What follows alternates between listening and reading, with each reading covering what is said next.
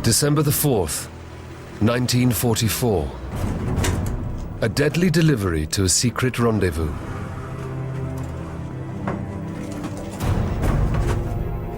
This is the start of a mission designed to change the war's outcome. Operation Caesar will prompt a unique underwater confrontation, a duel to the death between two submarines. I have control of the submarine. Action stations. Look for target. Herr Kapitän! Torpedo-Laufgeräusch! Quersteuerbord! It's a question of who makes the first mistake is the loser. Fire one! Hart Backbord! Auf 40 Meter gehen!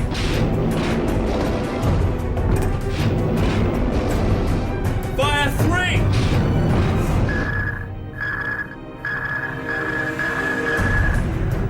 Today, a broken wreck could hold vital clues to the denouement of this battle of wits. There is the tragic part of this. You know that inside this metal coffin there are a significant number of people. Tonight, Timewatch tells the full story of Operation Caesar and the hunt for U-864.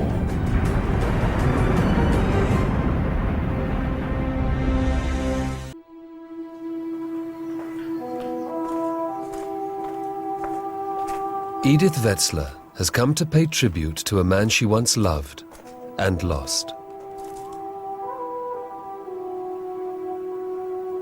It's more than 60 years since she last saw the face of her fiancé. Willy Transier was barely 18 when he left Edith. Das sind ja schon 60 Jahre her. This all happened 60 years ago, and the fact that I can still remember it proves that we really loved each other. It still hurts, but I'm so thankful that we had those few years together. Bedanke ich mich, dass ich die paar Jahre mit ihm verbringen durfte. Otherwise, he would have had nothing from life. At least for those couple of years, he knew real happiness, and he lived our love. Und die Liebe leben.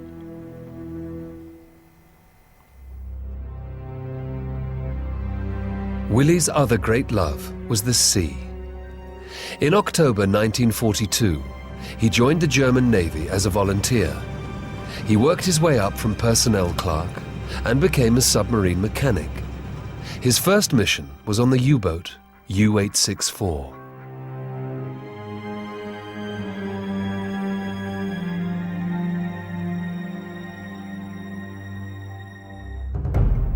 By December 1944, the tide of war had turned against Hitler and Germany. Heavy attacks on land, in the air, and on the sea had pushed the Germans back. They were hemmed in on all sides.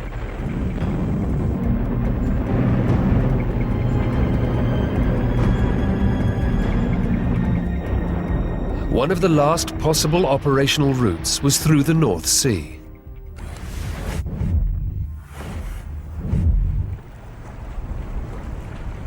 It was from Kiel that U-864 prepared to try and escape the Allied stranglehold. The commander in charge, Captain Ralph Reimer Wolfram, had limited experience. Life was short for submariners. In the 5th year of the war, the German Navy was running out of veterans. U-864 was not just a normal U-boat.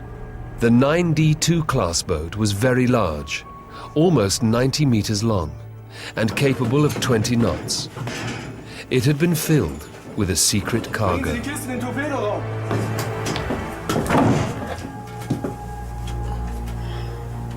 And just as precious, a human cargo. German and Japanese scientists and engineers. They were Hitler's last hope to change the war's outcome. Wolfram's orders were clear. At any cost, these men and their cargo had to reach Japan's production sites. On the early morning of December the 5th, 1944, Captain Wolfram set out into the open sea. Operation Caesar would take U-864 from Kiel around Africa to Penang in Asia.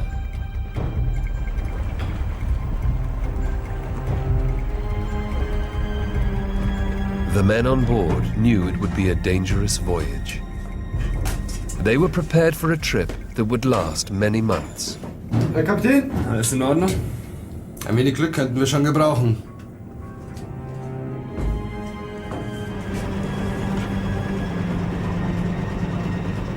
hat immer gesagt, es ist eine Billy Reise, said to me, "This mission is a mystery. Nobody knows where it's going or how it will end." Travelling through northern waters had become a risky venture. The Allies had seized command of the seas. The once successful wolf packs were becoming easy prey. The Royal Air Force and the Royal Navy were on constant lookout for German U-boats. 60 years later, the tiny island of Føya in Norway. German scientist Wolfgang Lauenstein has come to inspect a mysterious wreck, the subject of many rumors.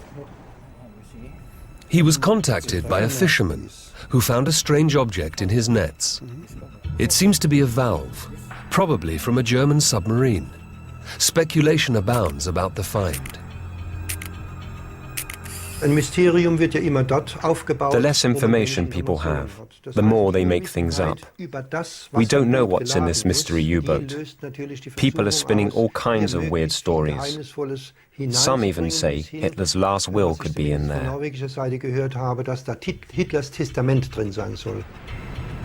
But Lauenstein's research is founded on hard facts, like the record of the last radio message that was sent to U-864. It's for a rendezvous with an escort ship near the lighthouse of Føya, a rendezvous U-864 never made.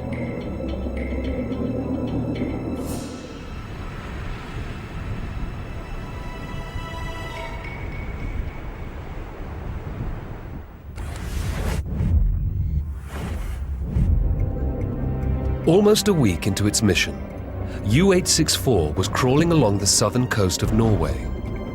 It travelled submerged in daylight. The danger of being detected was great. From time to time, Captain Wolfram risked his periscope. No contacts were logged.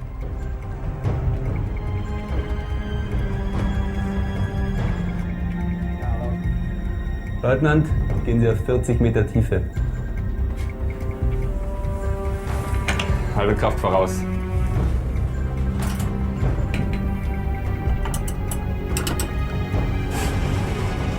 The records show no problems for Operation Caesar and U-864 until the 29th of December.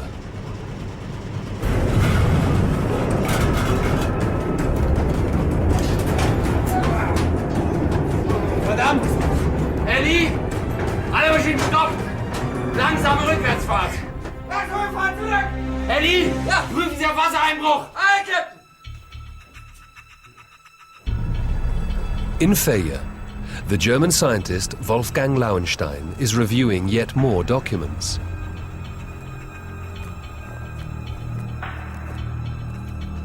The archives have yielded previously lost details about the secret cargo of Operation Caesar.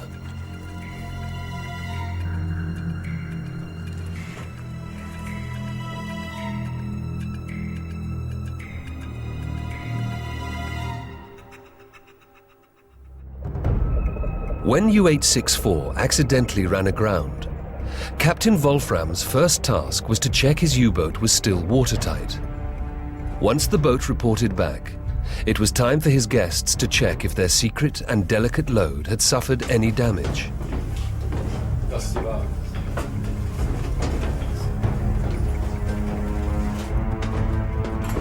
Inside the crates, wrapped in straw, the prize. Jet engines for the first successful jet fighters, developed by Junkers, BMW and Messerschmitt.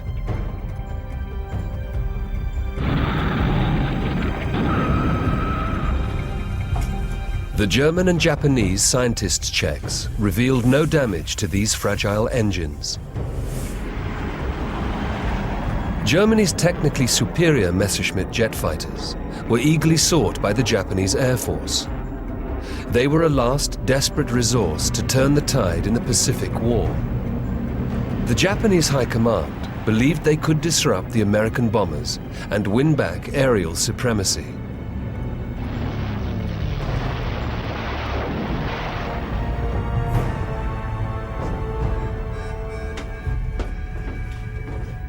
The transportation of the Messerschmitt planes was top secret.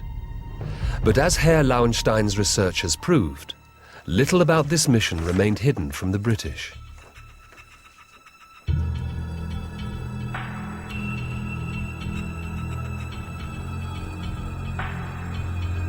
The codebreakers at Bletchley Park had seen to that.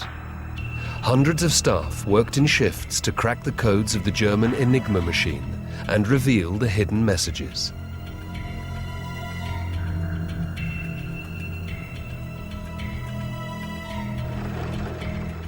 The British Ultra machines meant that almost all radio traffic was deciphered, especially the U-boat communications.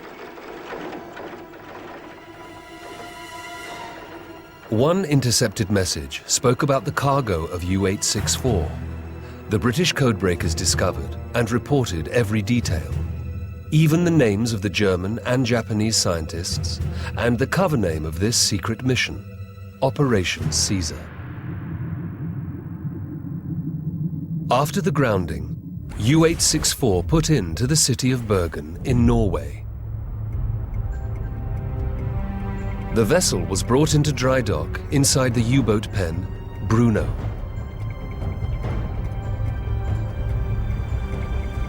The last massive beachhead of the German Navy in the North Atlantic.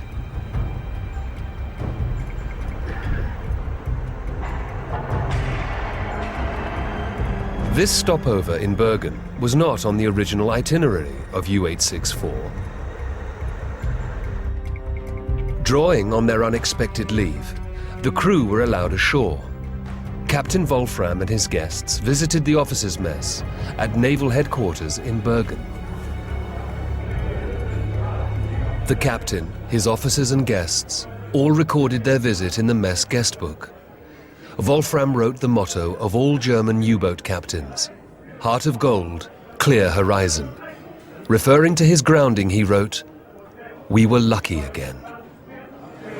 This luck ended just hours later. British bombers launched a massive air raid on Bergen. Their target, the U-boat pen Bruno. One enormous bomb hit the reinforced concrete walls of bunker number 3. Inside lay U-864. The crew of the U-boat had to extend their stay in Bergen for repairs.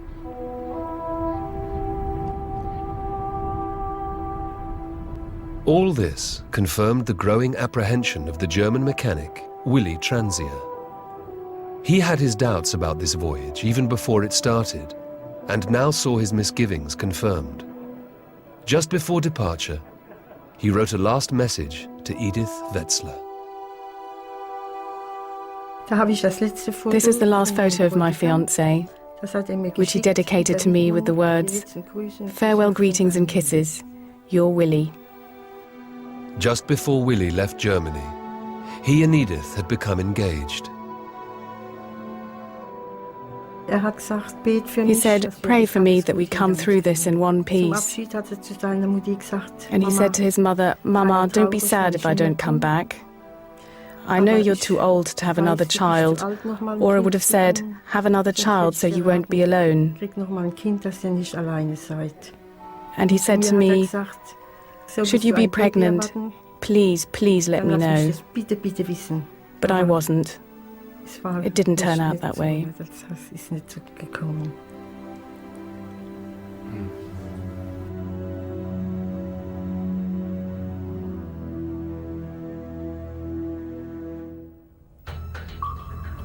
The intercepted radio messages were forwarded to the submarine base in Lerwick, Shetlands, the home base for submarines like HMS Venturer.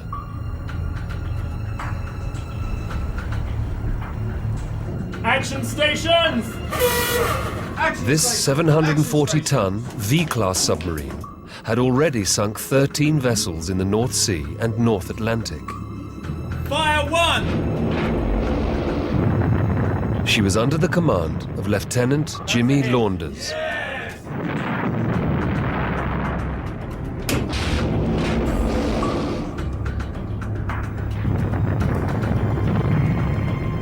John Watson was navigating officer in HMS Venturer.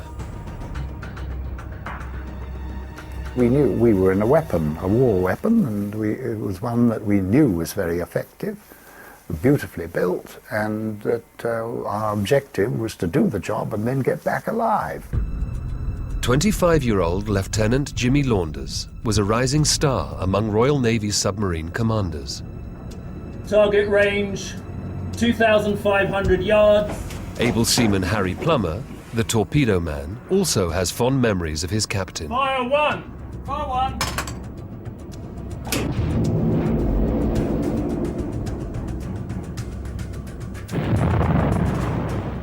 Hit confirmed. Well done, boys. I think he knew his job and he got on with his job. Nothing interfered. And we trusted him. We knew he was a good commander. And we'd have gone to the end of the earth with him because he was that good. The 11th Patrol of HMS Venturer saw her ordered to the island of Faya. The waters around this island were strategically important. German positions dotted the landscape to protect the area from Allied naval attack, lying just off occupied territory. Aztec reports. This mission had brought them into the lion's den. We received a lot of depth charges in the course of the patrols, and we realised that it was a sort of rebate coming back again for what we'd done. In Faya, the Norwegian research vessel Geobay is ready to cast off.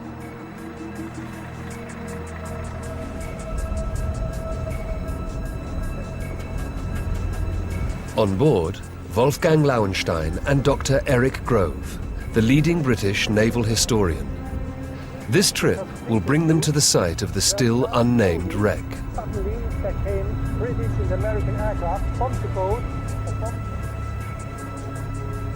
This was the main path to the open sea of the U-boat base at Bergen back there.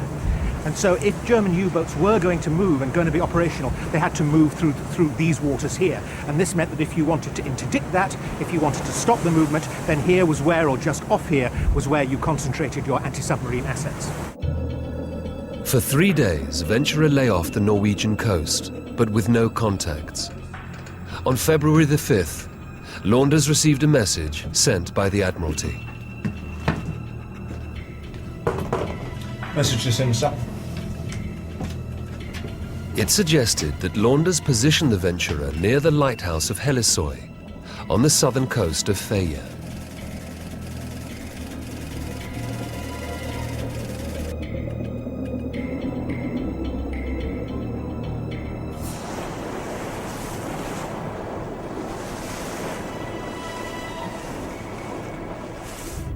U-864 had finally relaunched Operation Caesar and set out to continue her journey from Bergen.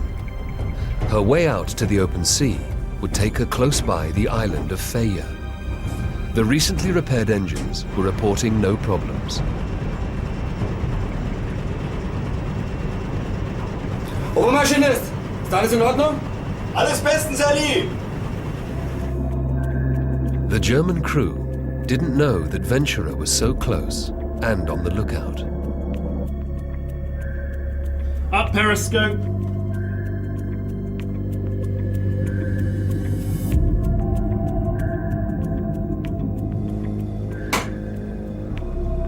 Launders made careful use of his periscope, but how to detect a U-boat? On the 6th of February, U-864 passed this critical point undetected and continued its way north. Despite the messages and information from base, The search area was vast, thousands of square miles of ocean. Finding a submerged submarine would not prove an easy task for the venturer. By means of sonic waves, it was possible to locate other vessels, but the noise of this ASDIC could also give away their own position. To avoid alerting the Germans, Launders decided not to use the ASDIC sound waves, just to monitor the headset for the sounds of distant propellers.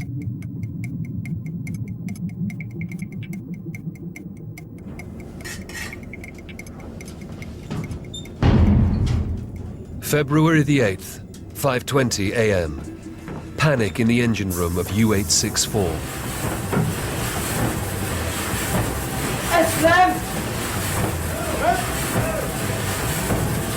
Willie and his fellow mechanics were called to try and repair the damage. But it was soon clear one of the engines had a serious problem. Wir haben ein Problem. Entweder mit dem Zylinder oder mit dem Kompressor. Kriegen das nicht auf.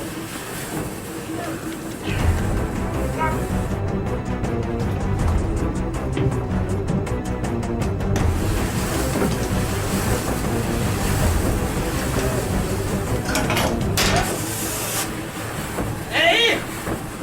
Komm mit hin! Der Steuerborddiesel! Er ist ausgefallen! Wir können ihn hier nicht mehr reparieren! Kommandant an alle. Wir kehren sofort nach Bergen zurück, um Schäden zu reparieren. Kurs 135 Grad, Boot auf Seerohrtiefe halten. After radioing the bad news in to headquarters, Wolfram received an immediate answer. Kapitän, eine Nachricht. 1WO. Ja, Herr Kapitän. Die Eskorte erwartet uns am 10. Februar 4 Uhr morgens in Helisoy.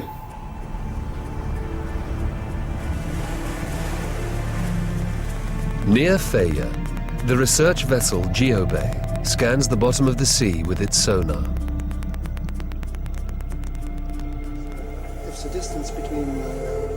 The first pictures of the seabed appear on the monitor in the control room. Two pieces of a submarine lie close to each other. That's good, yes. That's excellent. It blew the U-boat apart completely. And each part went its own way. Absolutely. Yes. And I can't understand at the moment that we shall find the bow in a distance to the aft of about 40 meters. It's a long way away, and a long way. It's been turned round, hasn't it? You can see it's been turned round. Yes. Yes. The images reveal that one of the pieces of the hull is stuck, nearly upright in the silt, 150 meters below the surface of the freezing water.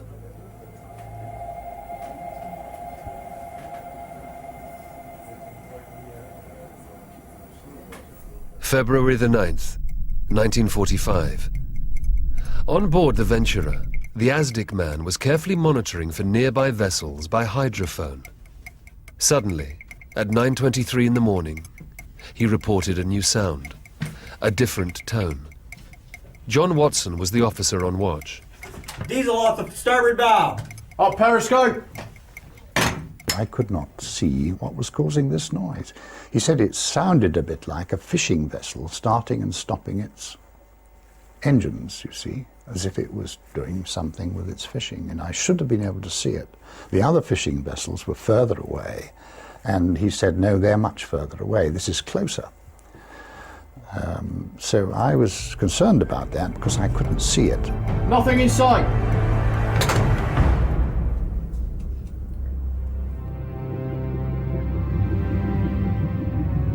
On his way back to Helisoy, Captain Wolfram was worrying about the engine noise. As he well knew, making noise underwater could be fatal. Ellie? Kapitän? Wie weit sind wir mit dem Generator zu hören?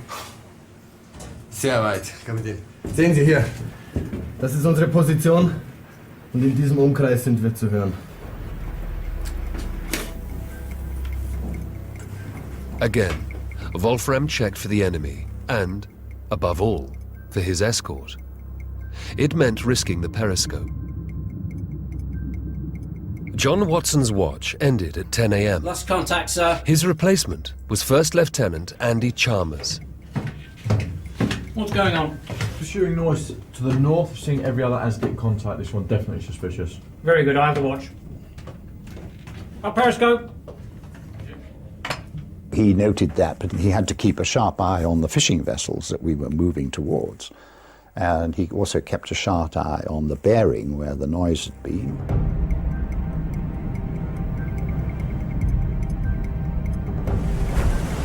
Once again, Wolfram checked his periscope.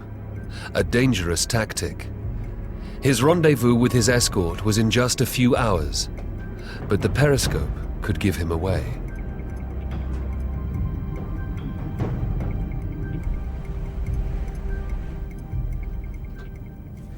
Nothing in sight. Aztec report. Regain contact. Green 10. Possible diesel engine. The noise started to get louder when he was on watch and started to travel across ahead of us. Up periscope. Look for the target. Briefly, in the distance, Chalmers sighted a thin mast. Mast in sight, bearing 340. Captain to the control room. Captain to the control room! Mast in sight, sir. Range 4,000 yards. I have control of the submarine. Action stations! Action stations! Action stations! Action stations! Aztec report. Contact. Possible diesel engine.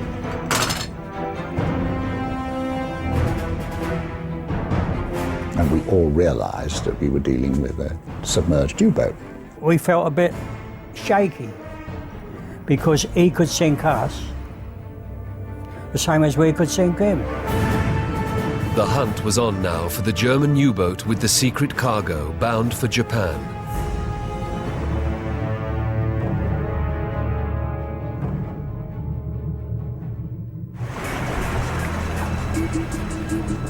On board the Geobay, Lauenstein is discussing another item on the cargo list with the Norwegian crew.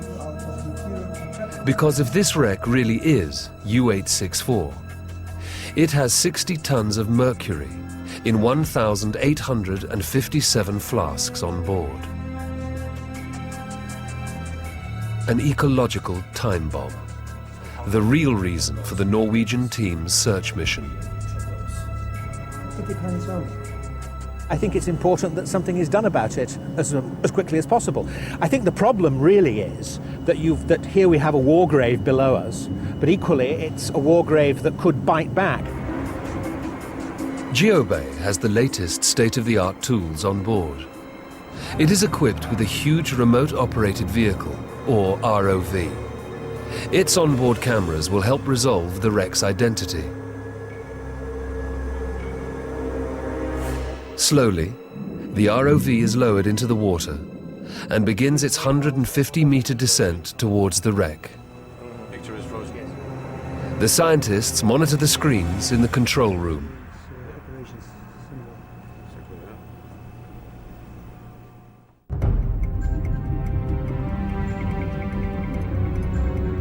On board U-864, the noise of the engines would be terrifying for the crew.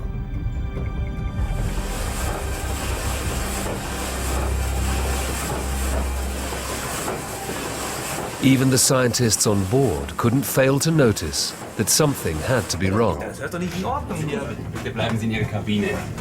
Es gibt keinen Grund zur Aufregung. But Wolfram himself knew this was not so. On his shoulders rested the lives of 73 men. Meanwhile, Watson and Launders were following every move of the unknown U-boat. The hunt was on, and it was clearly not the usual prey. It was unbelievable because normally we go to action stations and the action is over in a matter of minutes. But we were called to action stations and we didn't go to the action until about 3/4 of an hour later. ASDIC report.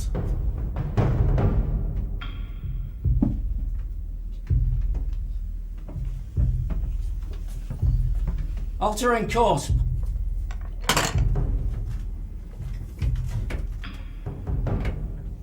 We were hoping that she would surface, and then if she surfaced, we would be able to torpedo her straight away. We get much more accurate information about her and for the director angle and all the rest of it, but there's no sign of her doing that.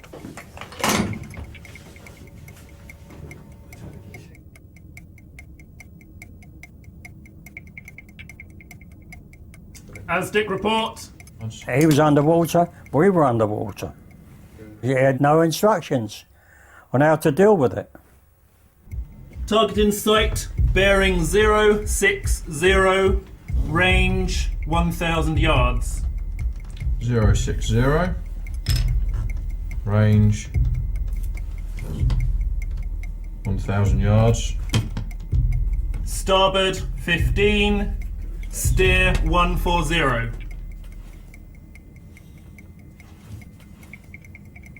ASDIC. Altering course, possible zigzagging. We soon realised after quite a half an hour that he was actually zigzagging. It came up straight away on the plot. Up periscope, look for target. The next problem was to work out what the zigzag was. You know, which were the short legs and which were the long legs. So we knew that the chances were he was probably zigzagging on a complicated pattern. They told us that he was very nervous of us, of the chances of there being a British U-boat, a British submarine there.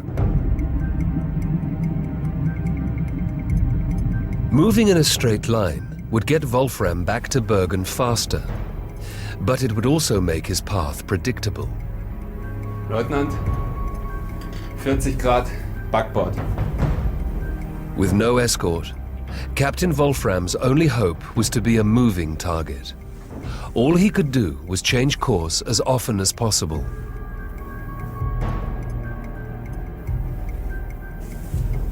But every periscope maneuver from Wolfram gave Launders more detailed information about the course of the U-boat.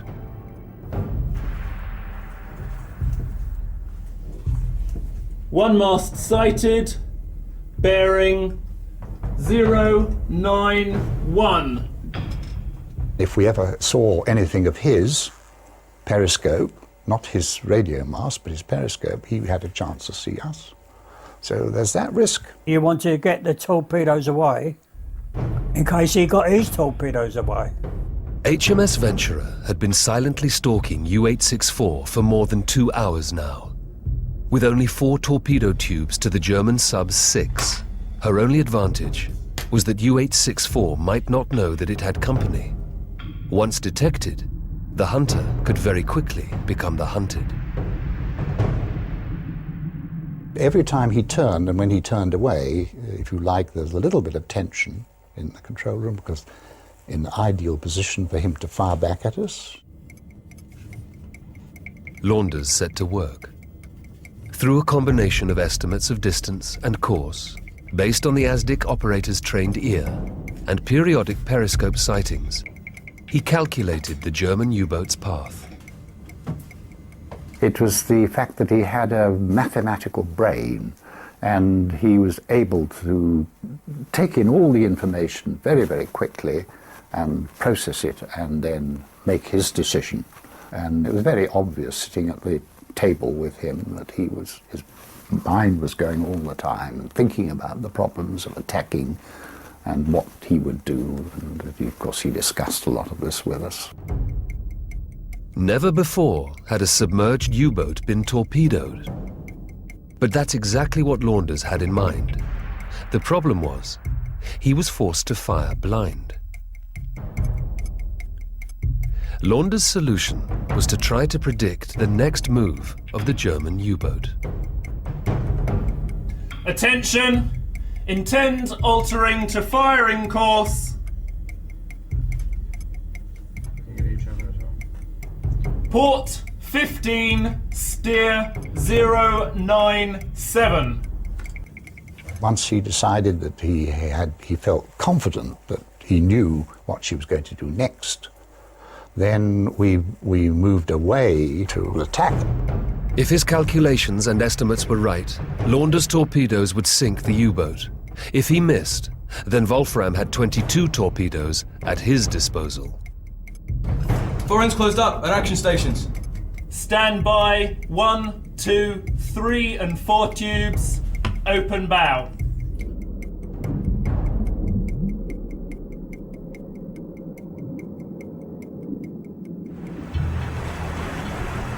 In GeoBay's control room, everybody has their eyes fixed to the monitor. From the frozen depths, objects materialize on the screen. That's good, yes. Slowly, the silhouette of a submarine becomes clear. That's the turbine, yes. That's heavy caliber. That's a 20mm gun, I think. Yes, that thing, yeah, that's right, yeah, 20mm, I think. It seems very likely that this is the wreck of U-864. And the gun on the forecastle, yes, there we are. Seems to have corroded quite badly. Or else it's marine life on it, is it? And then, final confirmation. After hours of probing, submerged in the seabed, one of the flasks of mercury that have provoked the search.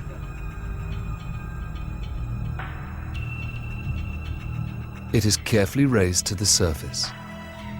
Scientists also take samples of the seawater and the sediment nearby and under the wreck.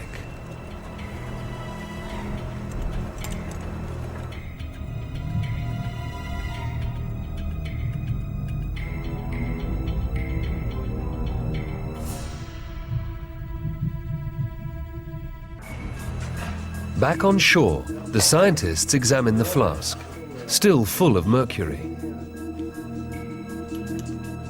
It does indeed belong to U-864. After 60 years in salt water, corrosion has pitted the steel. The metal has started to deteriorate seriously. The water and sediment samples are alarming. The contamination with mercury is far above safe levels. U-864 has left a deadly legacy. On board the Venturer, Jimmy Launders has brought the boat into attack position. It's 12:12 on February the 9th, 1945. 1 and 2 tube bow caps open.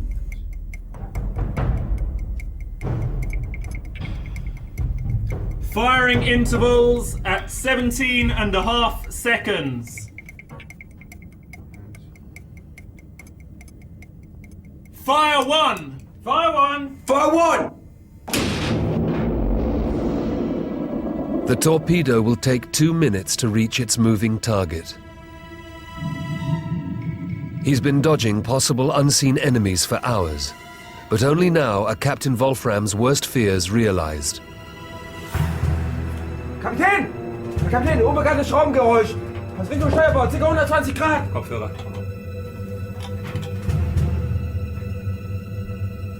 But even as the torpedo draws nearer, a second is on its way. Fire 2! Fire 2! Fire 2! There is no time to think. There is only one hope: emergency evasion. Alarm! Alarm! Tauchen! Vorn und achtern hart unten! Unaware of the evasive action of U-864, Launders methodically follows his plan. Fire 3! Fire 3!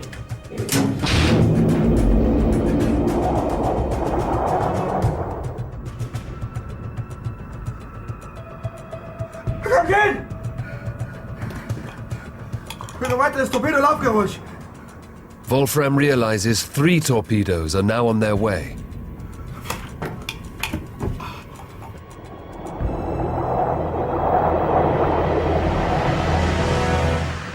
The Mark 8 2-star torpedoes were very noisy. We were certain that he would turn away as soon as we fired. If he didn't hear, had no idea we were there and didn't hear them, they would hit him. And if he had heard the torpedoes approaching, one after the other, he would turn away. The first torpedo misses its target. Torpedo hat uns eben voraus passiert. Läuft ab. Wolfram and his crew seem lucky again. 5-4! 5-4! As Ventura fires her fourth and last torpedo, Captain Launders orders the sub to dive. It's time for him to take his own evasive action, not knowing if his attack has succeeded in destroying his enemy.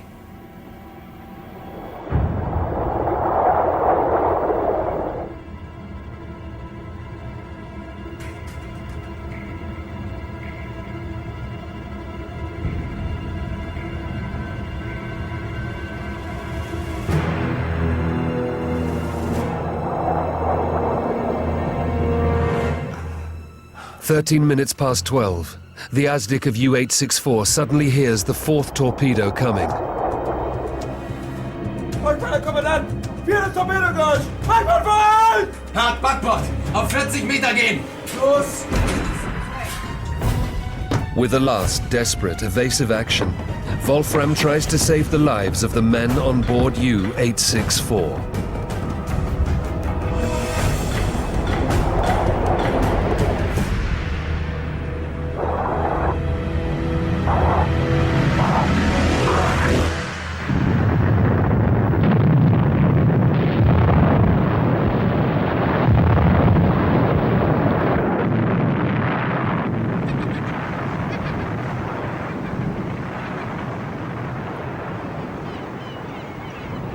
Aged just 12, Christopher Carlson was the only eyewitness to this incident.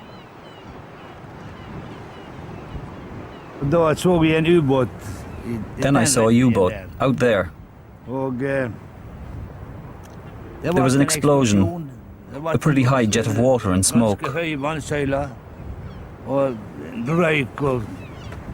And then we saw the U-boat sinking down, quietly and peacefully.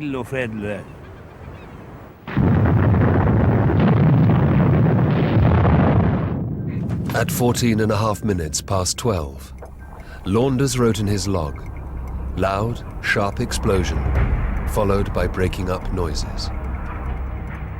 If you can imagine a box of matches being squeezed into a hand and cracking up, that is a sound of another ship going down.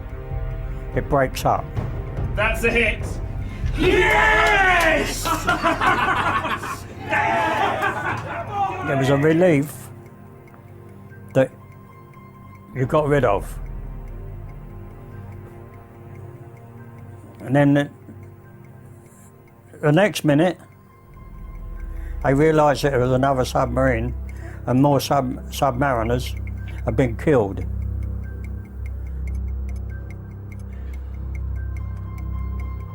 Do we recognise another submariner? Doesn't matter where he come from. We take our hats off to him. They were all in the same boats as us. So we realised that it was nothing to be jubilant about. Only for the minute, gone. But when we reflected afterwards, you think to yourself, poor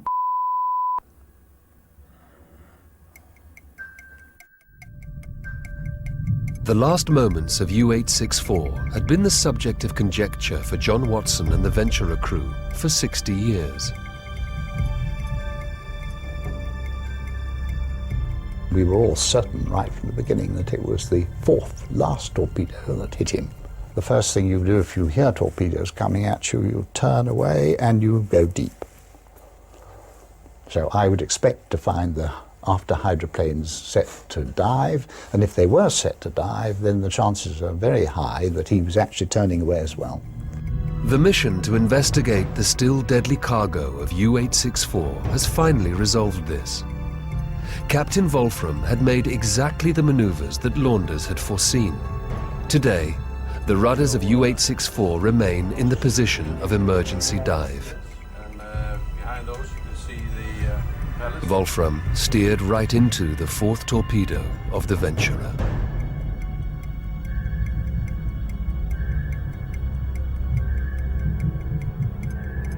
With this hit, Launders was far ahead of his time.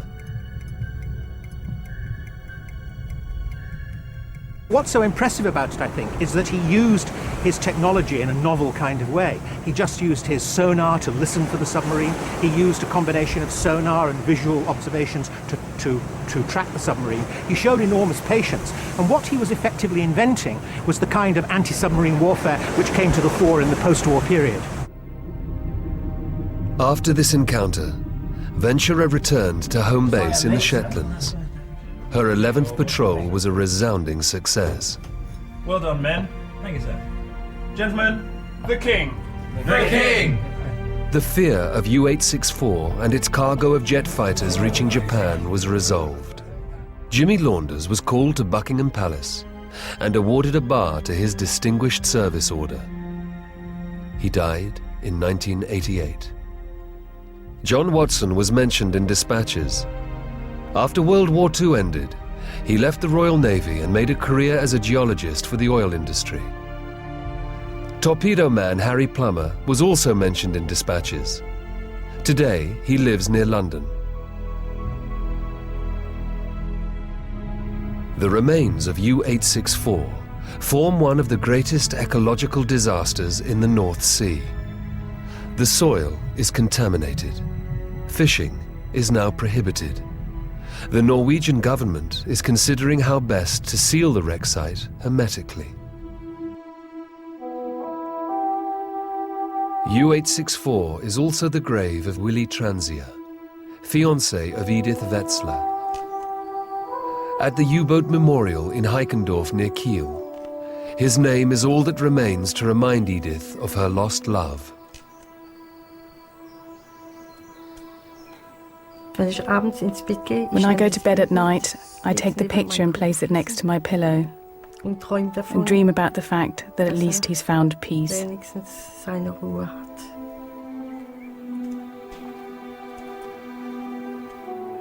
Willy Transiers is one of over 30,000 names of German submariners who died in the Second World War. Their memorial stands at the shore of the Kiel Fjord. On December the 5th, 1944, a German U-boat left here on its first and only mission, U-864.